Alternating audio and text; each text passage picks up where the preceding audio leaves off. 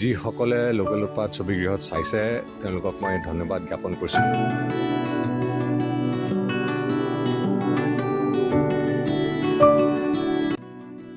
যিসকলে লোকেল উৎপাত ছবিগৃহত চাইছে তেওঁলোকক মই ধন্যবাদ জ্ঞাপন কৰিছোঁ, কাৰণ আপোনালোকৰ কাৰণেই ফিল্মখন ছাকচেছফুলি চলি আছে।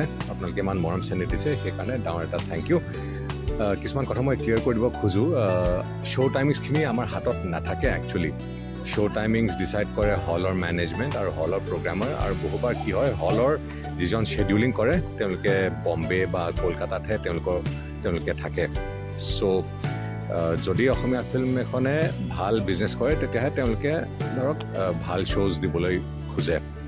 এণ্ড ছেকেণ্ডলি বক্স অফিচ যিমান হয় তাৰ আচলতে 40% মানহে আমাৰ হাতত আহে, বাকীখিনি 60% টেক্স এণ্ড হল এণ্ড ডিষ্ট্ৰিবিউশ্যনত যায়।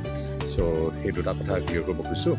এণ্ড অলছ' যদি আপোনালোকে দিল্লী, বম্বে, পুনে, কলকাতা, বেংগলোৰত আছে তেনেহ'লে আপোনালোকক জনাই দিব খোজোঁ যে 27 তাৰিখৰ পৰা লোকেল উৎপাত এই কেইখন চহৰত ৰিলিজ হ'ব। আমি এতিয়াও চাই আছোঁ একজেক্টলি কোনখিনি ঠাইত কোনখিনি হল মলত ৰিলিজ হ'ব। ত' যদি আপোনালোকে এইকেইখন চহৰত আছে বা চিনাকি বন্ধু ইত্যাদি আছে তেওঁলোকক জনাই দিব পাৰে যে 27 মে'ৰ পৰা লোকেল উৎপাত এইকেইখন চহৰত ৰিলিজ হ'ব।